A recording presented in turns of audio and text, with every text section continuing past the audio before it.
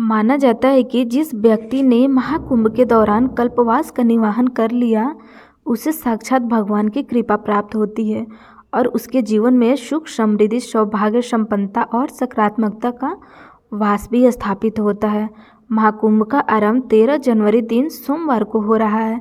इस दिन पौष माह की पूर्णिमा भी पड़ रही है। ऐसे में इस तिथि का महत्व और भी बढ़ जाता है। वहीं पे महाकुंभ का समापन 26 फरवरी दिन बुधवार को महाशिवरात्रि के साथ होगा।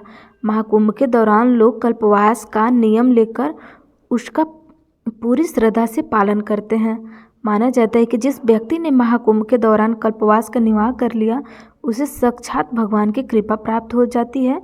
तो आइए जानते हैं कल्पवास क्या होता है, इसका अर्थ क्या है और इसकी इतनी ज़्यादा महत्व क्यों दी गई है। कल्पवास का अर्थ है कि 1 महीने तक संगम के तट पर रहकर वेदाध्ययन, ध्यान और पूजा में संलग्न रहना। इस साल महाकुंभ के दौरान पौष माह के 11वें दिन से कल्पवास का आरंभ होगा और माघ मास के 12वें दिन तक इसका पालन किया जाएगा।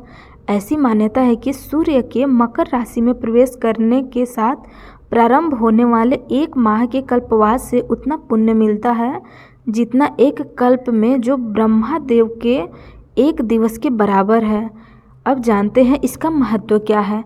कल्पवास के दौरान प्रयागराज में संगम के तट पर भक्त कुछ विशेष धार्मिक नियमों का पालन करते हुए 1 माह तक रहते हैं। कुछ लोग मकर संक्रांति से भी कल्पवास की शुरुआत करते हैं।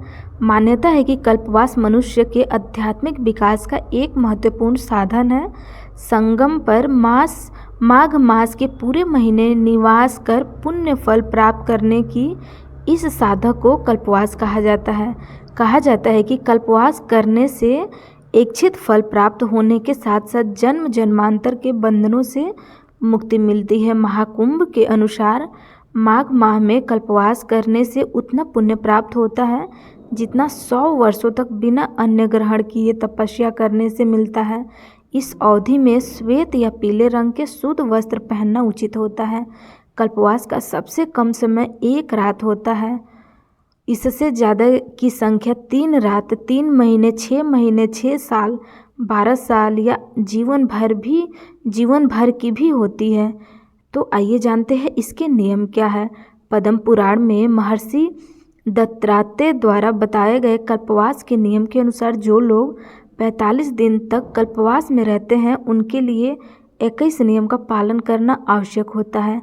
ये 21 नियम है: सत्य वचन का पालन, अहिंसा का अभ्यास, इंद्रियों पर नियंत्रण, सभी प्राणियों पर दया भाव, ब्रह्मचर्य का पालन, व्यसनों का त्याग, ब्रह्म मुहूर्त में जगना, नित्य 3 बार पवित्र नदी में स्नान करना, त्रिकाल संध्या का ध्यान करना, पितरों का पिंडदान करना, अंतर्मुखी जप, सत्संग का आयोजन, संकल्पित क्षेत्र के बाहर न जाना, किसी की निंदा न करना, साधु सन्यासियों की सेवा करना, जप और संकीर्तन से संलग्न रहना, एक समय भोजन करना, भूमि शयन करना, अग्नि सेवन न कराना, देव पूजन करना। इन नियमों में से सबसे अधिक महत्वपूर्ण है ब्रह्मचर्य, व्रत, उपासन, देव पूजन, सत्संग और दान माने गए हैं। पद्म पुराण में ये भी वर्णित है कि कल्पवास सिर्फ साधु संत ही नहीं बल्कि